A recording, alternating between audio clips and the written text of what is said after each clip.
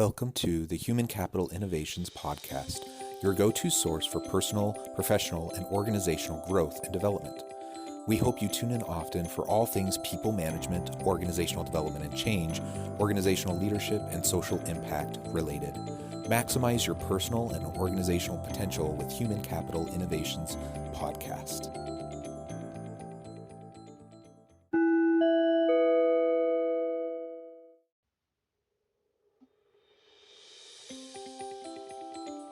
Welcome to the Human Capital Innovations Podcast. In this HBR Minute HCI podcast episode, I explore the recent HBR video, How to Be Less Lonely at Work.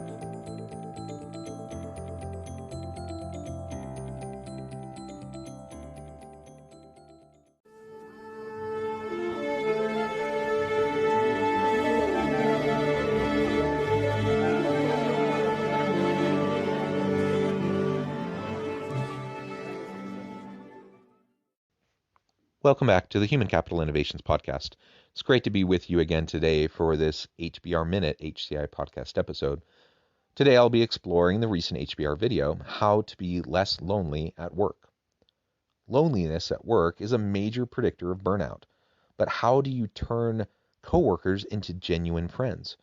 What do work friendships even look like, and how do they differ from the quote-unquote normal friendships you may make outside of work? To combat loneliness, innovation editor Christine Liu sets out on the dramatic journey of making a new friend at the office while working from home. She speaks to Jennifer Moss, author of The Burnout Epidemic, to learn about the consequences of not having friends at work.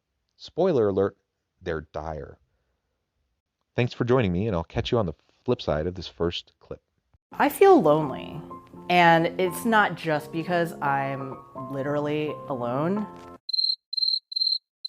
I'm feeling lonely at work, which for me is 100% virtual right now. Those little spontaneous physical interactions with my colleagues, that's what I miss so much. You know, those little mundane moments that in hindsight, actually I miss a lot, like waiting for someone to finish their time at the coffee machine and being like mildly irritated. That would be the most welcome thing right now. Okay, so maybe I'm not literally alone. I mean, technically, I'm on the internet. There's Andy, my producer, in the corner. Hey, Andy. But now a day looks more like this. Is there a way to feel less lonely at work? Less lonely at home? At working from home? Just help!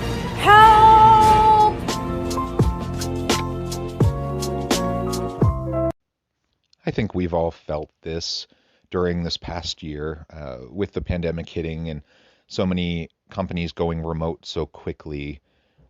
We really lost that in-office connection with coworkers, and not only the formal opportunities to connect and to talk, you know, over lunch or even some of the semi-informal opportunities as you're walking by someone's office and just popping in to say hi, talk about your weekend, whatever. But even like she said, just those little moments, those little human interactions that we take for granted when we're together, all of that just went away, and it is lonely. During this pandemic, of course, we've all had to deal with social isolation at home, and I have to admit, I feel very fortunate. I was in my home with my wife and my 6 children, and so while we didn't have much, if any, interaction with people outside of our family, we had each other. We had the opportunity to strengthen our relationships and spend time with each other and do fun things, even if we had to do them at the house. I really feel for people who didn't have that, who didn't have friends and roommates or family that lived with them, and they were not only isolated in their day-to-day home life, but no longer were they able to connect with people at work. That's a really hard thing. And so she raises a really important question. You know, people feel lonely. What are the effects of that loneliness, both in our personal lives and at work? And you're going to hear in these upcoming clips that it really is very, very important. It's vital that we have connection, that we have emotional connection, that we have meaningful relationships at work. And we'll walk through a little bit of how to go about doing that. Loneliness is at work. It feels like you're disconnected from your coworkers, from your friends, that you haven't maybe made friends, that you feel isolated. That's Jennifer Moss. She's a journalist, speaker, and author of The Burnout Epidemic. Among other things, she studied how loneliness is a major predictor of professional burnout. I mean, sure, we all get a little lonely, right? How bad could it really be? 1 in 5 millennials say they have 0 friends. 0 friends. None. At all. I just want to call them up and say, hey, you can talk to me. I'll be your friend. Well, work friendships are really unique, but having a really close friend at work is powerful in how much it enhances our feeling of work. Having a best friend at work actually makes it more likely for you to stay, about 50% more likely for you to stay in a job through times where it isn't as, happy or well. It increases your likelihood of a promotion. It improves sales. It improves all these different metrics that we measure around productivity and engagement, but it also makes you more well and, just overall life satisfaction. Like, how do I know if someone's a friend? I don't even know. I mean, maybe I could just say they are, but is there a kind of a threshold? A threshold, exactly. The closer your friendships are at work, the more they likely mimic, the good feelings that you have with friends in your personal life. They don't believe in the gossip, that they always, support you when you need it, that they're there to hear you out, if you have some stress in your life or stuff building up. So the bottom line is friendship at work does matter. I've actually done quite a bit of research in this area as well. So in addition to the expert that's on this HBR video, we can see there's tons of research that has shown the value and the meaning that relationships at work have in your self-efficacy, in your sense of employee engagement and job satisfaction, and your overall productivity. Now, she focuses specifically on burnout. And she says if you have a good friend at work, you're 50% more likely to stay at that job. And that's huge because burnout leads to retention issues and people leaving the job. And when we have meaningful relationships, we're able to weather the storms. No job is perfect. No organization is perfect. There are ups and downs and ebbs and flows, and things happen. The external environment hits and things happen. This last year was a perfect example that when times get hard, do you have people you can lean on, just like you would in your personal life? Do you have people that are confidants, people that you trust, people that have your back? Do you have that at work? If you have that, you're way more likely to stick around, to weather the storms. You're way more likely to be engaged, to find meaning and purpose at work, to feel fulfilled. You're way more likely to be more productive and more collaborative and innovative. That's just the bottom line. So it really matters. It is a huge deal if you don't have any friends at work. And it doesn't mean that you need to be besties like we sometimes think of in the movies in your personal life, but you do need people that you truly have developed trust with, people that you care about genuinely and they care about you, people that you will go to bat for and who will do the same for you, that you have their back and they have yours. That really matters because we all have to deal with organizational politics. We all have to deal with frustrations. And sometimes we just need someone to listen. We need to be able to vent. We need to be able to just work through the emotions we're feeling at work, just like we do in our home life, in our personal life. It's one of the great reasons why, and there's been lots of studies on this, positive psychology, mental health, even your physiology, that when you have meaningful relationships, it may be a spouse or a partner, but other really good friends, when you have meaningful relationships, your overall health just goes up. You live longer, you're happier, you're more healthy, and it doesn't mean everything's perfect, but you're just able to weather the storms more. And she shared a really startling statistic in that clip that 1 in 5 millennials say they don't have any friends.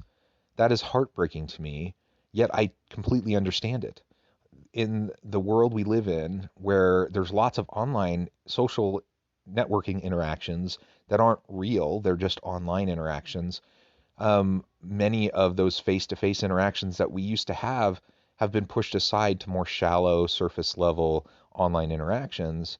And nothing against social media. I use social media too, but it can't replace the need for, having a couple of really good friends that you can lean on. And again, whether that's in your personal life or in your work life, we need to have that. And in the workplace, we can foster that. Of course, we have to respect boundaries. We have to keep things professional, and we have to develop a relationship over time, just like we would in our personal life. But it's worth the time. It's worth the effort. So I'm going to take the cynical point of view for a second. Like, okay, well, I guess I have no friends at work. It's a job, but I have friends outside of work. So what if I'm lonely at work? And what's the worst that could happen? For people that are feeling just lonely at work, period, they're not connecting with people, it's a big problem. And it could mean, loss of your job, they get paid less, that they don't get promoted, there's lack of confidence. Loneliness is as impactful on our health as smoking 15 cigarettes a day. It's worse on our health than diabetes. So now I'm just thinking about myself and my relationship. I'm having a moment. I'm reflecting. Is there any time in your life that you felt lonely? I had a period of time where I was a founder of a startup, a co-founder. And actually it was my husband and I that were co-founding the startup, which is a no-no in that world. You're never supposed to have a married co-founder.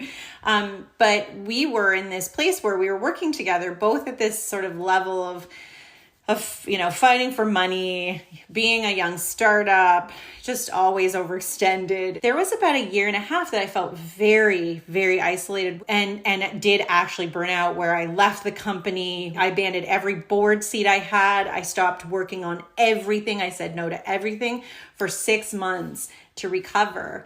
And I realized a big part of that was through all of that, I hadn't maintained my close friendships. I was so busy and so stressed that I wasn't leaning on them. So in this clip, she poses the question, I got good friends at home, my personal life. Do I really need friends at work? And the answer is yes, you do. You need emotional connections and meaningful relationships in all aspects of your life. If you are involved with an organization or an institution and you don't connect with anyone at that organization or institution, chances are you won't last for a variety of reasons. But in part, it's simply a matter of our psychology, and we need connection. We are social animals as human beings. We need connection. Even introverts need connections. Now, they don't need as many connections. They don't need as much social time, but they need connections too. We all need it. And when we don't have that in the workplace, it does impact how we're perceived by others in terms of our effectiveness, in terms of our ability to collaborate, to take on leadership roles, to influence, to be change agents. All of that is impacted by whether or not we have relationships developed with people at work, but also it will impact our personal well-being and our personal health. And again, the startling statistic that she shares, loneliness being as impactful on our physical health as smoking 15 cigarettes a day. That is incredible. More impactful on our physical health than diabetes. That is remarkable. And it's sad and it's scary. And the thought of, 1 in 5 millennials not having a single friend, let alone in the workplace, but like a single friend, that is heartbreaking. And it's a public health crisis. That's horrible. And it's going to have detrimental impacts on organizations as well.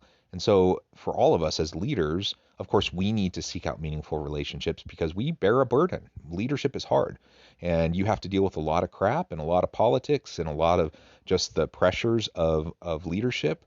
And so you need your support. You need people you can trust, but we also need to model that for our people, and we need to encourage those social interactions for them as well. We need to help them to have the opportunity to have meaningful relationships. And if we see people in social isolation at work, then we need to help make sure that they feel a part of the group, a part of the team, that they feel valued and appreciated. And I think that's part of having an inclusive environment and a workplace culture of belonging. We need to have meaningful relationships at work, and it really does matter.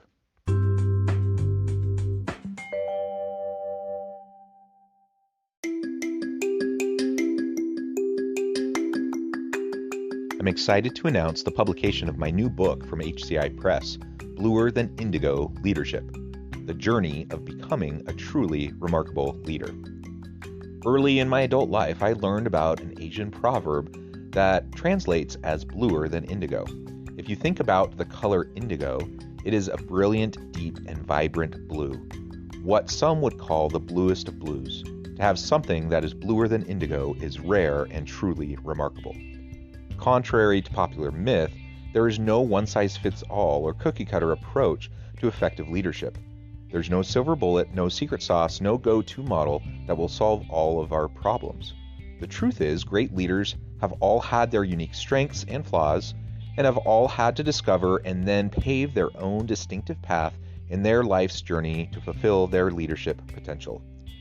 Bluer Than Indigo Leadership will help you discover your own path and explore those ordinary, everyday actions that will help you respond to an uncertain future and produce extraordinary results for individuals, teams, and organizations.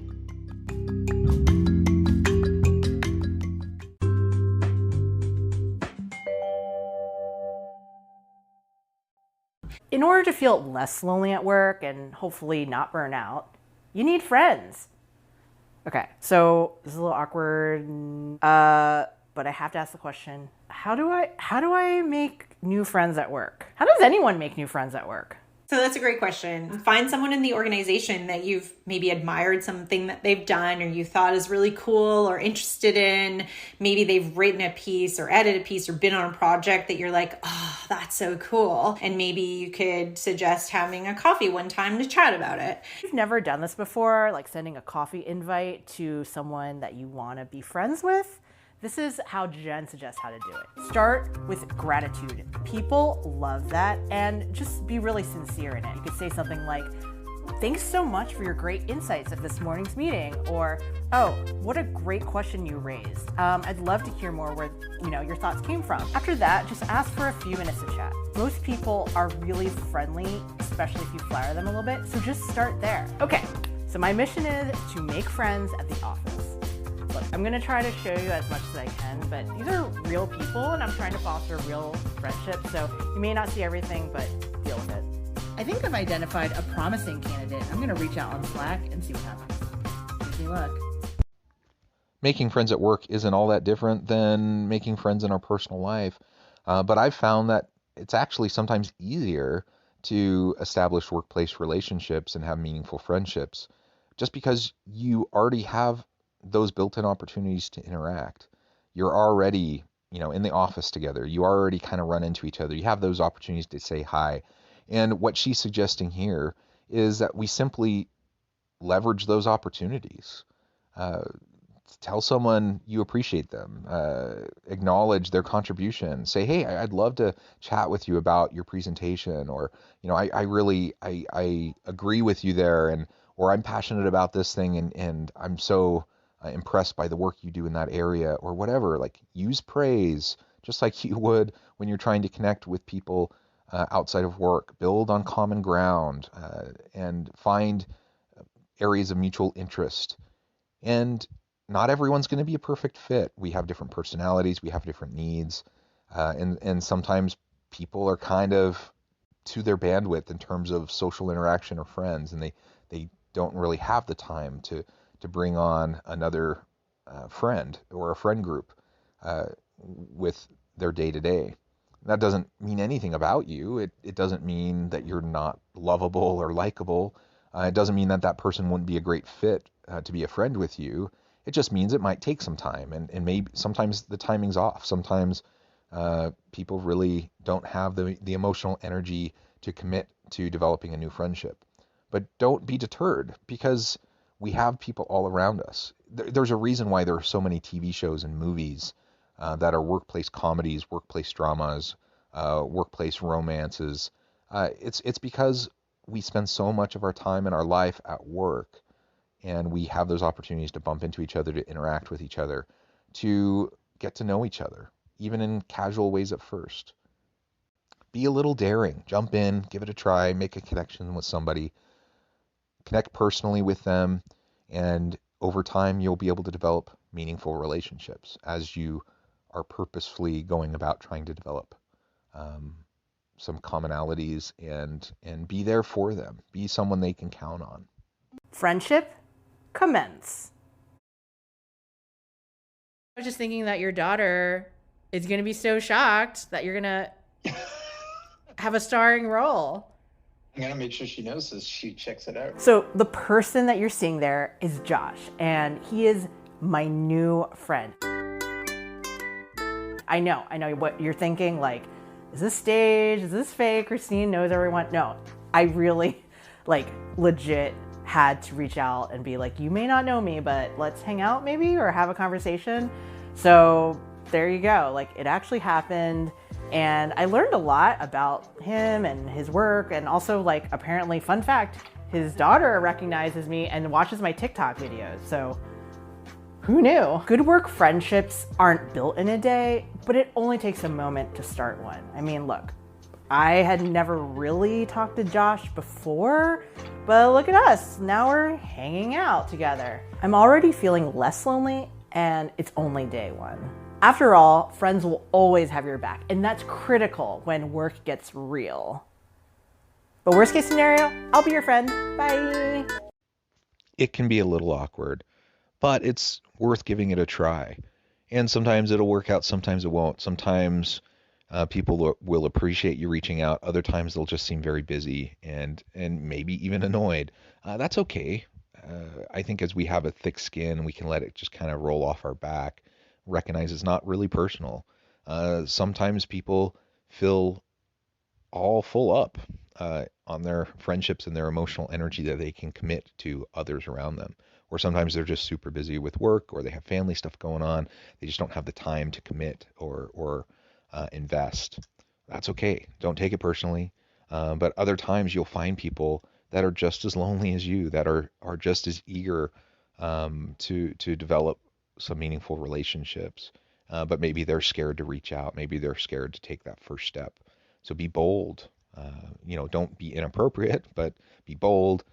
Be willing to reach out, make a connection, have a conversation, build on common ground. And over time, that's just the seed. You're planting the seed, and then you see where it goes and if it grows over time. But over time, you'll have the opportunity to work together, perhaps on projects. You'll have the opportunity to connect at work, maybe over lunch or grab a coffee or whatever, just to be able to chat and talk about things. And that really can be a tremendous benefit, not only to your life generally, but to your work life. Now, you may all be thinking, and it's not really addressed much in this video, you may all be thinking, well, yeah, but I'm still virtually working. And a lot of what I've been talking about has been when you're together in the office. Now, obviously, it's different when we're working virtually. And if I'm at home trying to find a way to make meaningful connections, that probably is a little bit more challenging than when we're together physically in the office. But just like she did in the video, you can reach out to people, make a connection. I've had people do that to me, and I really appreciate it. I've had people email me who I'm aware of at work, but I've never really interacted much with. They're in different areas, different divisions. And so we've never directly worked together. But they know of me, I know of them, and they reach out. They say, hey, I'd love to pick your brain about this. Hey, I would love to talk about this. And you know what? I've always been happy to do that. Now, is everyone all going to be happy to do that? No. But I sure have been, and I've appreciated people being willing to reach out to me. And I've done the same thing to other people. And not everyone's always wanted to chat, but others have. And so just be willing to take the first step. And you never know, you may find that person who's going to really be a meaningful relationship for you, throughout your life and throughout your career. Someone who can be a mentor and a coach, and someone who can be a friend, who can help you through challenging and difficult times, and you them. I really appreciate this video because it just highlights something that I think is super important, but we all tend to take for granted, and that is relationships at work really do matter. The number one reason why people leave their job is because they have a bad boss. Number two reason is because they don't have any meaningful relationships, or they have bad relationships at work. And so we need to, as individuals, we need to try to develop those relationships. As leaders, we also need to recognize the importance of our interactions with our people and the importance of them having meaningful connections and relationships at work, and how the role that that plays in their productivity, their collaboration, their innovation. And we need to try to help foster an environment where everyone feels genuinely needed and wanted, that they belong, that they're included, and that they have an opportunity to contribute in meaningful ways. Thank you for joining me for this episode of the Human Capital Innovations Podcast. As always, I hope you stay healthy and safe, that you can find meaning and purpose at work each and every day, and I hope you have a great week.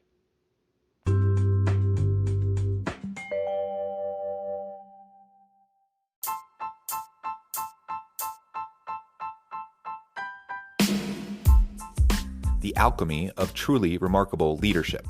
Ordinary, everyday actions that produce extraordinary results. Consider how the nature of work has shifted over the past 50 years.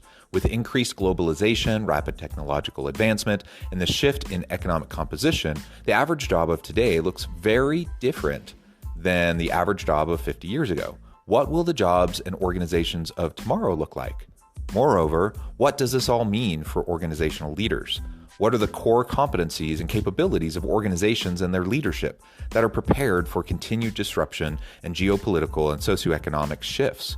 Regardless of what the future holds, increasingly, leaders need to be socially minded, data-driven, decisive, champions of talent, and disruptors of the traditional notions of leadership, teams, organizations, and work.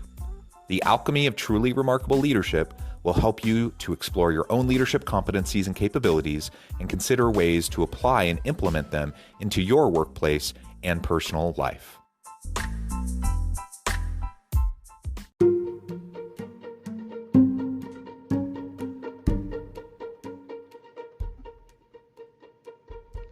Check out Human Capital Innovations magazine, Human Capital Leadership. Human Capital Leadership is a free, interactive e-magazine with the mission to help individuals, leaders, and organizations find innovative approaches to maximize their human capital potential. We publish issues quarterly in August, November, February, and May. Take a look at the latest issue and let us know what you think.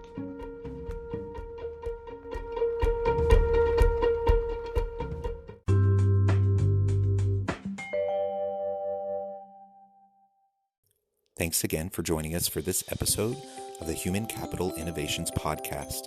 I hope you stay healthy and safe and that you have a great week.